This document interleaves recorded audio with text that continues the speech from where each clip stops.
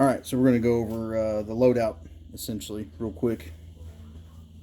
So, good old house battery. This is a 1,000 watt-hour EBL from Amazon. It had fairly decent reviews, and it's one of the lower cost 1,000 watt-hour batteries on there. I've used it on a couple of trips now. It's worked pretty good. Haven't had any issues with it powering anything I've got typically during the day. I have it hooked up to the Jeep, powering off the Jeep or charging off the Jeep, and then it's also running the refrigerator. At night, I keep the fridge hooked up to it. I unhook it from the Jeep, so we're just running on the battery. And then I've got a 5 volt USB fan, actually zip tied. I'll show that at the end, to the roll bar on the interior. And I just use that at night to circulate air. Helps me sleep with the noise. That battery is secured down with this basic pull-through strap. I've got various tie downs all over this thing. And I'll secure all that stuff down whenever I'm done with this.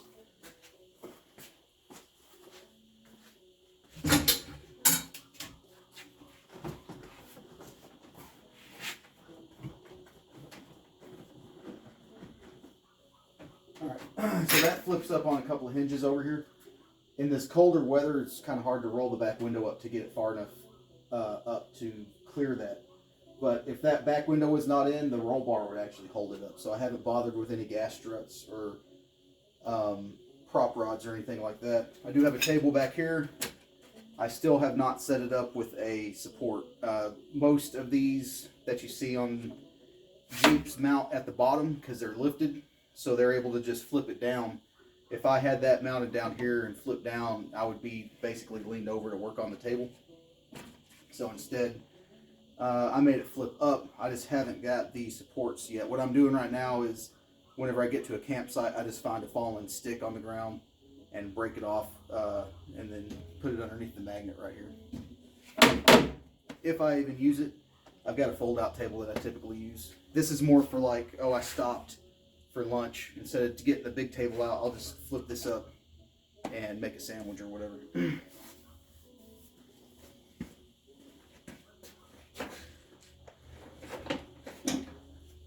So these rigid crates fit in here just fine. They'll fit side by side. And this one has got basically just camp stuff in it. Some electrical connectors and tools, multimeter, a little bit of spare oil, and batteries for my 20-volt tools. I also have a USB adapter that hooks to the top of the 20-volt battery, and you know, if for whatever reason the house battery dies, or if I need more ports, I'm able to just snap that on top of a 20-volt battery and power my fan or charge phones or whatever.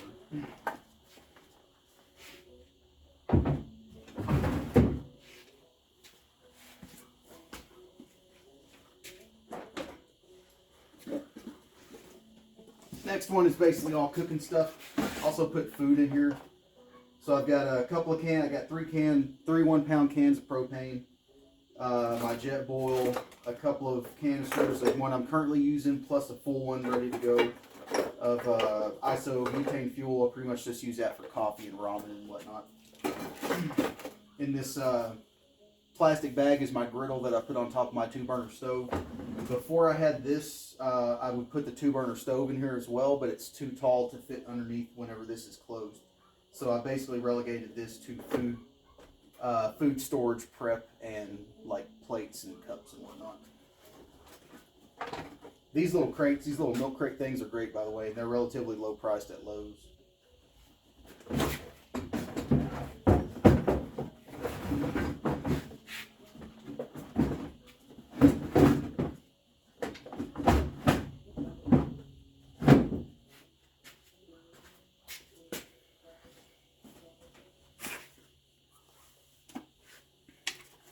20-volt saw.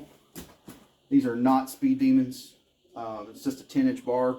But if you got, you know, a small pine tree blocking the road instead of turning around and going back, This beats the heck out of using a hatchet or an axe or a handsaw.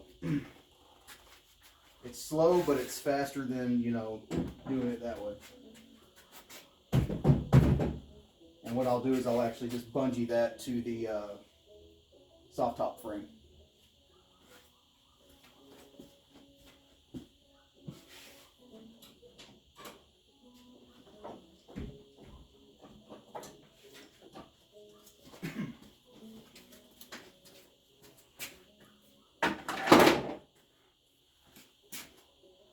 Let's see, what else do I have in there? This is my 20 volt tools. I don't bring all of them. This is basically the flip up light, a 3/8 impact, and a impact driver. And then some bits and adapters in this side pocket.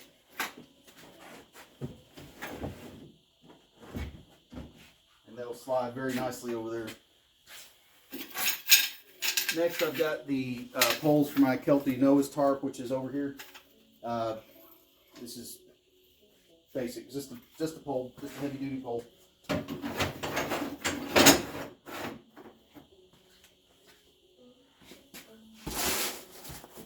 I've only set this up one other time, so I'm kind of having to think about it as I go instead of just loading. I also carry this big 20 volt spotlight with me. It's great at night in the woods, and I just keep it up front next to my seat.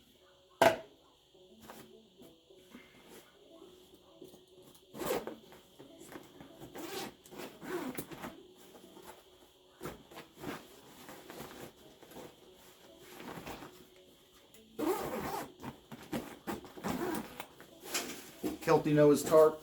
This is an old sleeping bag, like a Magellan sleeping bag. But the Noah's tarp fits in there just fine.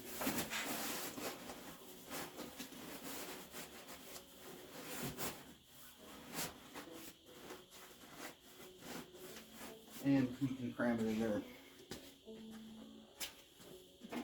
2-burner Magellan stove, basic stuff. Again, since it didn't fit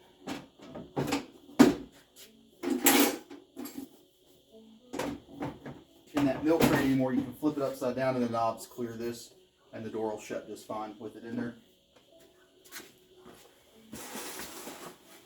Sleeping pad, I'll inflate this once I get unloaded for the night.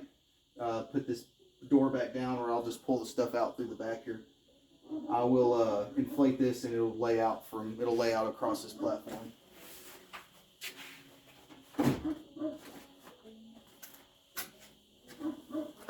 Entrenching tool, in case you need to do some entrenching, I guess.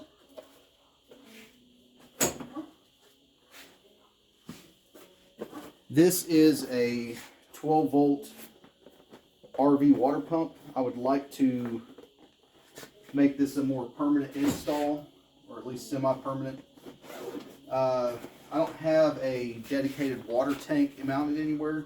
I'll show you my water setup in a minute, but I mean, it's basically the 12 volt water pump with a cigarette lighter adapter that can plug into my house battery. Super useful. Pressurized water is always useful. Washing dishes, you can take a quick shower with it if you need to. It'd be a little cold this time of year, but during the summer it's great. You can hose off with it and take a nice shower with it. And since it's not mounted to the Jeep, you can carry it off somewhere. What I'd like to do is mount it back here in this corner, the actual pump, and then just have the lines in here and hook up the lines when I need them and leave the pump in place.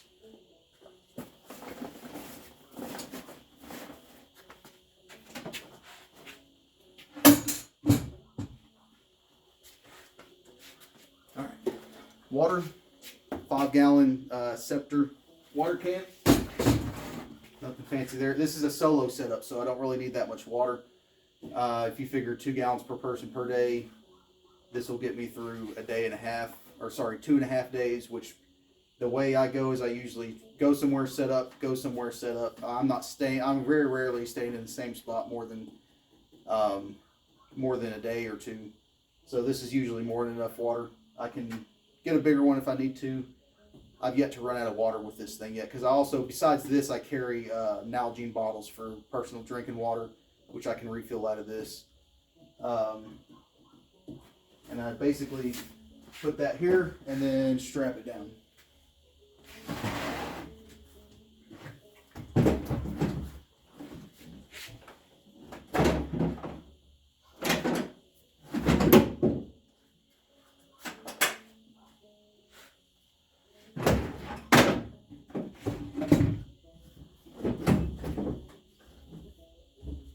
With the cap facing to the rear, it's very easy to access and drop the intake for my water pump in there.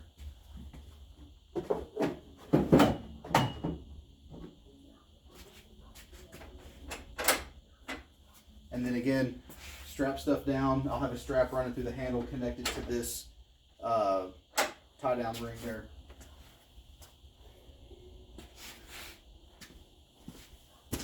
This is just my sleeping gear. It is a part of a military modular sleep system, MSS, but all I carry in there is the for this time of year I'll carry the black bag and the green bag plus a poncho liner and a pillow, usually one of those small camp pillows.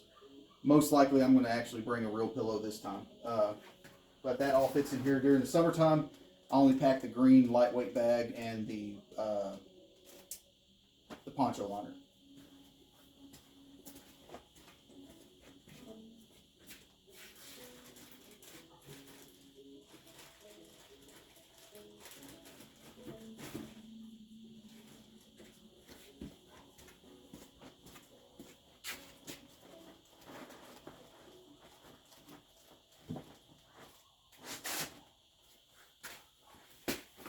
Personal clothing bag, just, you know, clothes, personal hygiene items, and some other spare doodads.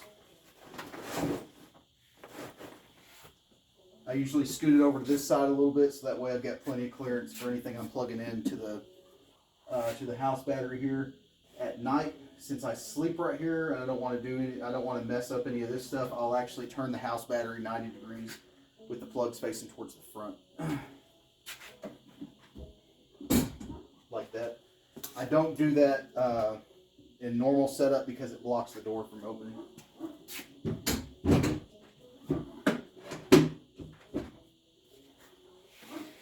Oh, I knew I forgot something. What I gotta do before I put that stuff in there. My folding table.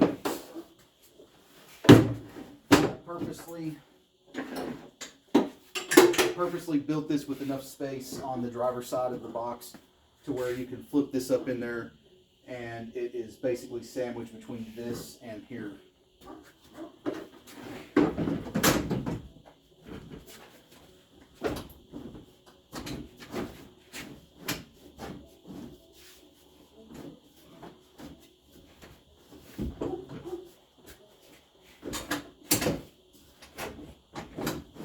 Say that it's not wanting to fit this go around.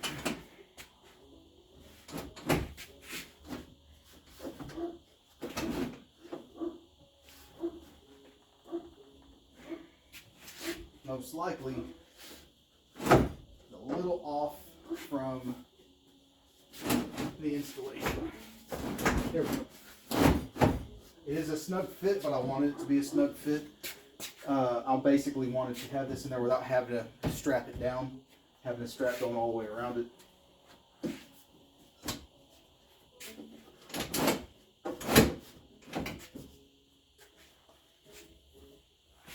Now I can put this other stuff in.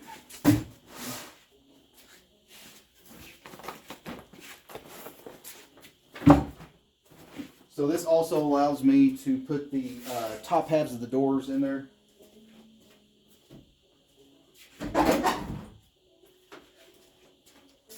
Just an example here.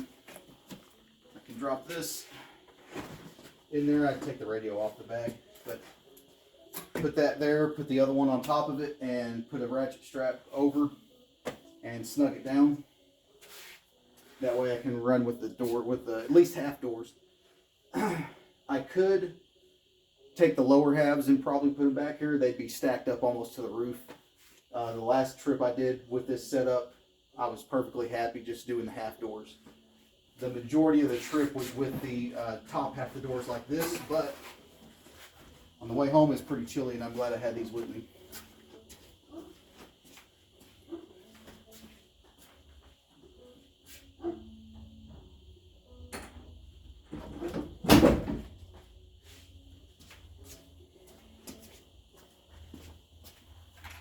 Good old speaker tube in camp entertainment, and if my headset dies, in Jeep entertainment on the trail anyway. Going down the road, it's too loud to hear this thing.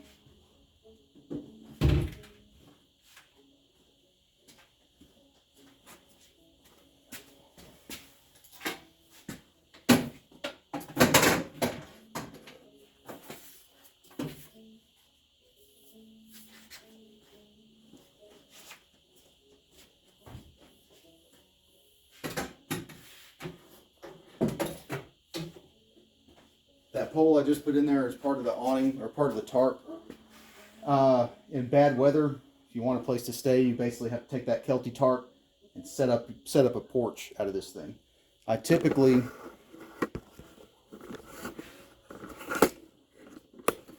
will typically get in on this side. I'll sit up on the platform, take my boots off and put them underneath there. I don't have anything that goes in here right now. This is all free space down here. And then I'll basically use the roll bar and monkey myself around in there to get comfortable, and then switch my head from end to end depending on the slope. I'll also stack rocks if I need to, just like if you're camping in a regular RV. Oh, forgot to mention, I've got my Chinese diesel heater there. The way I have it rigged up right now is alligator clips, basically, that are going to go to the starting battery. These don't really, once they start, they don't draw that much power. And for what I'm going to be using it for, which is basically getting warm whenever I go to sleep and getting warm whenever I wake up, I don't foresee that draining the starting battery, especially if we're just sitting somewhere overnight. This bag right here contains different charging cables. I've got a multi-tool here and a monocular 8-power Vortex monocular over here. Gloves, boonie hat, Motorola PM400 radio, which is set up for GMRS use, and my audio while I'm going down the road. This is a Sena SR10 Bluetooth hub, so I hook the radio to this, and then it's wirelessly connected to this headset, which is also connected to my phone. And that's how I listen to music. I can take phone calls. I can talk on the radio using a push-to-talk that's on my shifter. This guy right here, you just reach down, click that, talk. I don't think I'm forgetting anything. That should be it. So whenever I get to camp, and I'll probably do a video on this whenever I get to camp, this bag will go in the front driver's seat. That battery will get turned 90 degrees. The table comes out. I'll get anything I want from underneath here, usually the cooking setup and whatnot, the oven. And then I'll put my air mattress down and inflate that. It's a self-inflating pad, but you can add more to it if you want to make it a little firmer. A buddy of mine who runs the Crayon Brotherhood YouTube page turned me on to this thing, which is just a magnetic light, and it's USB-C rechargeable. Well, I don't know why everything in the world's not USB-C rechargeable at this point. So it sticks to the roll bar just fine and works great as an interior light, which is more than enough to light up the inside of this Jeep in the mornings or whenever I'm getting ready for bed or whatever. And then you just reach up and click it off, and then recharge it with USB whenever you need to. There's my USB fan I was talking about. I've got it mounted there because I can spin it forward or backwards depending on where I'm sleeping. The zip ties are loose, they're snug, but I can still work it across the roll bar if I want to, if my head's down here on this corner. I think for the most part that is it. The top of that front one will have a refrigerator. My refrigerator will go here. It's still inside, hooked up to regular house power. And then it'll get strapped down to these corner tie downs and then ran back there to the battery to run off the battery. I also have a Jackery 300, which is fairly small. Given the amount of free space I have up here, I may just go ahead and bring that with me and try to rig a connector for the diesel heater and just run the diesel heater off that Jackery 300. It draws quite a bit. Like, it's the paperwork on it says you need to hook it up to a power source 15 amps or higher.